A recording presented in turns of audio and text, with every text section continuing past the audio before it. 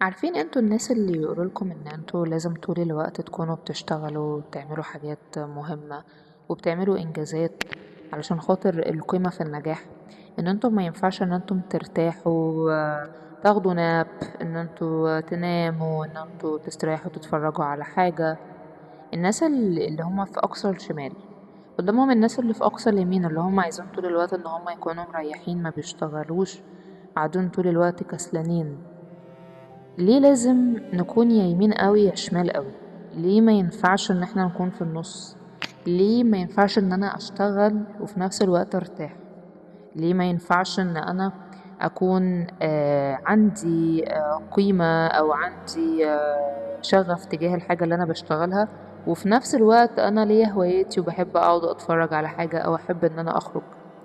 في الحقيقة ديت حاجة بتثير دهشتي جدا، لان انا بستغرب فكرة ان انا لازم يا اما اكون يعني ماشين عمالة بتنتج حاجة، او ان انا حاجة ملهاش اي قيمة. وليه اصلا الانسان بيربط قيمته بالعمل؟ هو العمل شيء جميل جدا، والانسان بيحس بفخر وبأحاسيس جميلة لما يكون منتج ولما يعمل انجاز.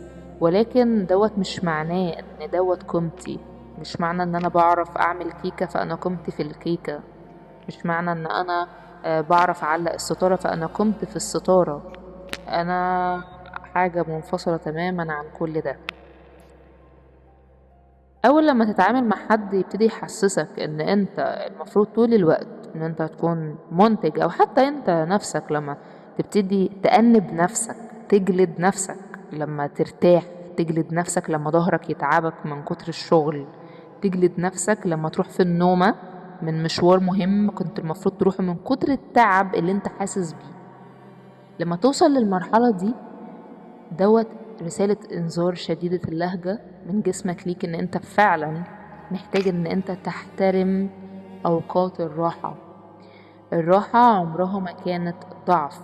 وكمان خلينا نقول ان جزء من التعب الانساني، جزء من الضعف الانساني هو شيء يحترم، لان الانسان ما عندوش القوة المطلقة ان هو طول الوقت يقدر ان هو يشتغل وينزل ويعمل، لا، وإلا ما كانش ربنا خلى جسمنا بيطلب نوم بالليل. عشان تكون انسان هادي بجد متزن بتحترم قيمتك، لازم تحترم اوقات الراحة. لازم تدي لنفسك الراحة الكافية، جسمانيا، ذهنيا، نفسيا. وما تشوفش ان دوت ضعف، وما تشوفش ان دوت عيب، وما تسمحش لحد ابدا ان هو يتدخل في اوقات راحتك مهما كان.